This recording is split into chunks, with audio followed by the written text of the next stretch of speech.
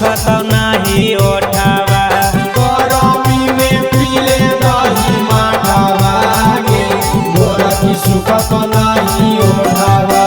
सुखत नाही ओठावा गे सुखत नाही ओठावा। सुखत नाही ओठावा गे सुखत नाही ओठावा। गरमी में पीले दही माठावा गे गोरखी सुखत नाही ओठावा।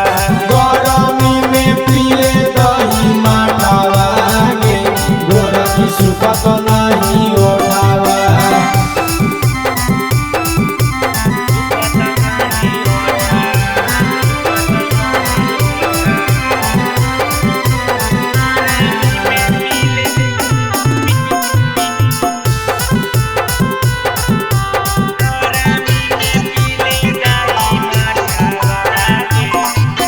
पानी में चीनी मिलाई त गोरकी बनी जैतै शरबत गे।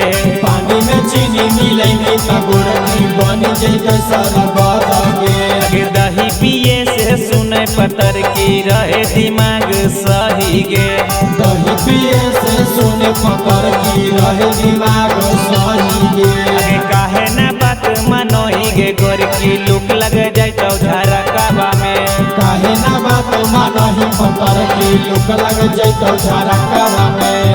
लुक लग जाइतौ गे दुख बढ़ी जाइतौ। लुक लग जाइतौ गे दुख बढ़ी जाइतौ। गरमी में पीले दही माठावा गे गोरखी सुखत नाही ओठावा।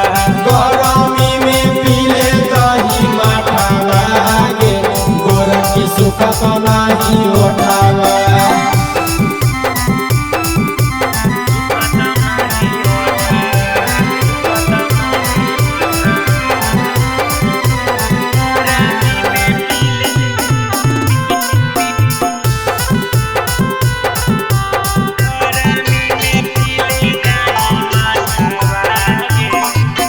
गरम में गरम न खइए पतर की बात के करे अमल गे।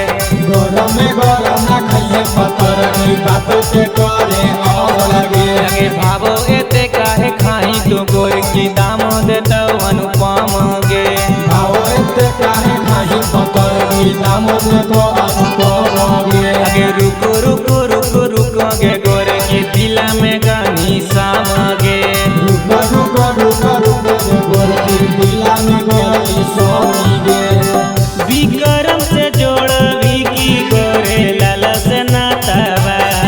विक्रम से जोड़वी की गोरे लाला से नातावा। गरमी में पीले दही माठावा गे गोरखी सुखत नाही ओठावा।